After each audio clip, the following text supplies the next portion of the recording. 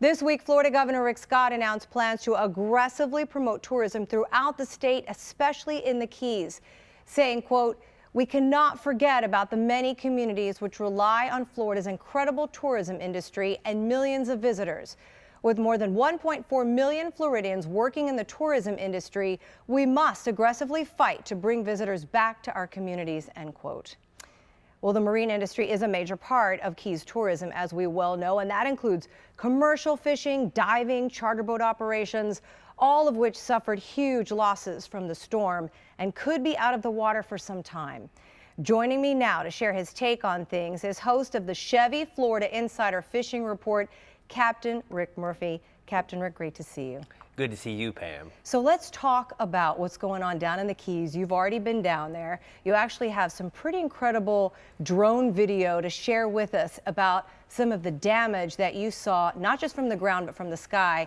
And when we take a look at that, I want you to kind of talk over that. But what's your first take on what you saw when you got down there? Well, the key is that we've got a lot of friends, obviously captains that are in the area. And so talking to the guys in Key West as well as Isla Mirada, Big Pine, Marathon, some guys have lost it all. But the one thing that we can't forget, Pam, is that we're resilient. And it's a community that helps one another. And it depends on where the eye came on shore. Yeah. That's really seems to be the deciding factor for you. Well, and that's what you and I were talking about earlier, is really where the eye came across. We're talking Cudjoe Key, Big Pine Key. Those are the areas that really got the worst of the damage from what we saw. And that drone video, was that Big Pine? Where was that exactly that we were just looking at? Well, right there where you saw, that was down at Summerlin, where you Okay. saw Jim Sharp's boat, the Sea Boots, actually nose down in one of the canals. But, you know, the key is that in a lot of cases, it really depended on what side of the eye you're on. Yeah. I've talked to guys that were actually closer than Marathon and Isla Mirada to the eye, but because they were on the so-called cleaner side, Key West wasn't nearly affected. Right. Some of the guys took their car because for whatever reason, the high school in Key West didn't flood. Yeah. So they put their cars in the parking lot versus in past storms, it did get flooded. So it all depended on the wind angle and the tide surge as it came in. Absolutely. And we're going to go ahead and show a map of the string of the Florida Keys, because not everybody's familiar with all the keys and exactly where the eye went through. And so give us a better picture when we look at this of exactly, you know, how those keys line up, if you will. So here you have South Florida and then the Florida Keys all the way down south to Key West. Now the key here, Pam, using this Navionics on my tablet, on my iPad, we're talking essentially from Marathon all the way down, which is Vaca Cut Key, Vaca Key here, all the way down to Cudjoe. So what that basically means, if the eye came through, let's just call Big Pine the center of attention here for all intents purposes. Now what you're seeing happen is that these areas, because they are low-lying, US 1 seemed to be the dividing factor. And so the water ran up to US 1. You'll see in some of that drone footage where people put their cars up on the road because it was the highest part of the area where they were had. But, you know, this is an area that was really devastated. Yeah. But what we can't forget is just to the north and just to the south, those people are recovered. They've got power. They've got water. They're getting back to where gas stations have the power to allow them to get back to fishing. Sure, the dock might be still a little bit of a mess, but guess what? There's, you know, we have the ability to be able to go fishing, and the commercial fishing interest, which a lot of the Big Pine residents were lobster guys, they took a giant hit. Yeah, let's talk about that for a moment. So when it comes to the commercial fishermen, and we were talking about how they have traps, and those traps have to have a special tag on them. So what's happening now? Because a lot of those traps were all washed away in the storm. They're gone. Right. So what happens now? Well, you know, first off, they've been told by the FWC, who regulates that fishery, that they can go out and look for the traps and do some type of recovery mission. But the FWC also have granted them a grace period that they can get back to fishing and put traps in the water that don't necessarily have that so-called permit until they get this whole thing straightened out. How long that's going to be in effect, I don't know the answer to that. But the good part is at least they're allowing these guys to get back to fishing, because I assume the one thing that probably they're not being able to make an insurance claim on is traps that were lost. So that could be problematic for lobster commercial fishing guys. And let's talk about the sports fishermen. A lot of folks that you know lost their boats, right? Well, what happened, Pam, is a lot of the smaller boats, those guys that do all that technical poling fishing, guys that have bay boats, center console boats. So we're essentially talking about boats from 40 feet and less, boats that are trailerable. When those boats, these guys, they knew that that was their livelihood. And the house might get totally washed away, but they were smart in their exit when they evacuated the Keys. Okay. They took those boats with them.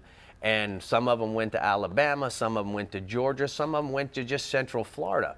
What was tricky about this storm was exactly where do you run to? Yeah. So the good part is that, well, from my understanding, a lot of those guys still have an ability to make a living. So now they've returned back to home. The home's not as in bad a shape as they might have thought. And so they're cleaning up their house. They're waiting to get power. But guess what? They still have the ability to make a living. And to me, the reason why I think that's so important is because that could kickstart the economy as well. Because the guide needs to have 100 gallons of fuel to go fishing. He also has to have chum in order to go catch yellowtails on the reef. So he's going to be buying stuff from tackle stores. He's going to be buying fuel, buying ice. They could be buying lunches at the trading post in Isla Mirada so they can go on a trip back into Everglades. So the whole idea is this could also help kickstart that economy. If a guy comes down for a trip, he's got to stay in a hotel. Right, you were talking about that, and we just talked about what the governor has said as far as kickstarting our tourism economy again and really putting a really strong push on that across the state of Florida.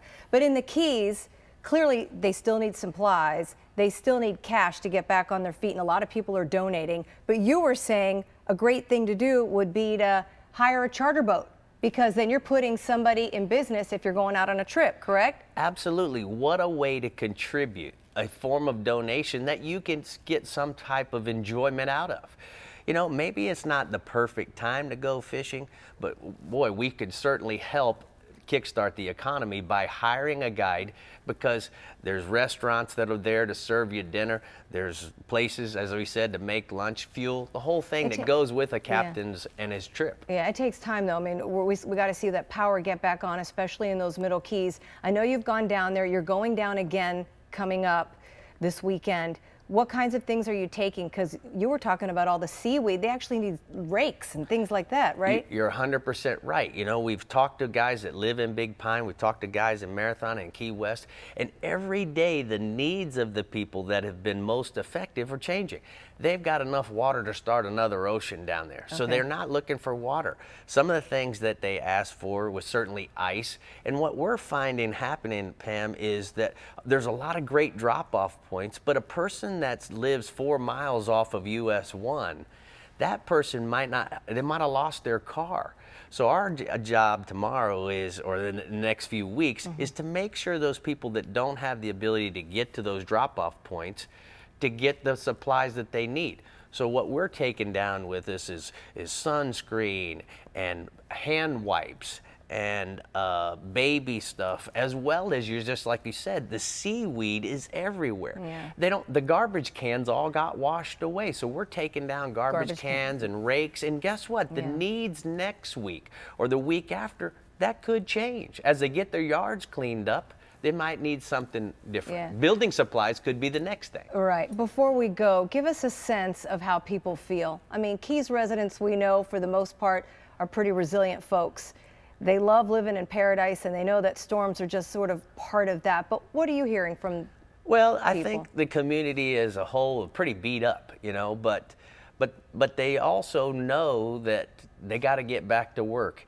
And that's a price that they pay for living in paradise. One of the guys I heard say, hey, you know what? We don't blow snow 6 or 7 months out of the year. And you know what? If this what happens, we'll be back on our feet in another 5 to 6 weeks, and let's go.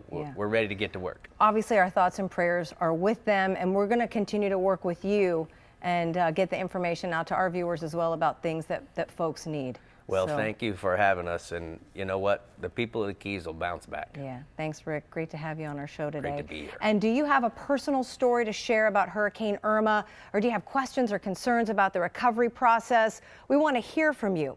Send us your take. You can reach us on Twitter and on Facebook at YourSouthFL. Send us a message or even a video. We look forward to hearing from you. This week, Florida Governor Rick Scott announced plans to aggressively promote tourism throughout the state, especially in the Keys, saying, quote, we cannot forget about the many communities which rely on Florida's incredible tourism industry and millions of visitors. With more than 1.4 million Floridians working in the tourism industry, we must aggressively fight to bring visitors back to our communities, end quote. Well, the marine industry is a major part of Keys tourism. To share with us about some of the damage that you saw, not just from the ground, but from the sky.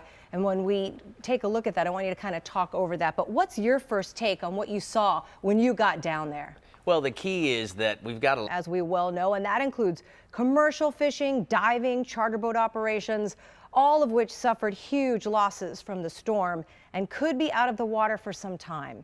Joining me now to share his take on things is host of the Chevy Florida Insider Fishing Report, Captain Rick Murphy. Captain Rick, great to see you. Good to see you, Pam. So let's talk about what's going on down in the Keys. You've already been down there. You actually have some pretty incredible drone video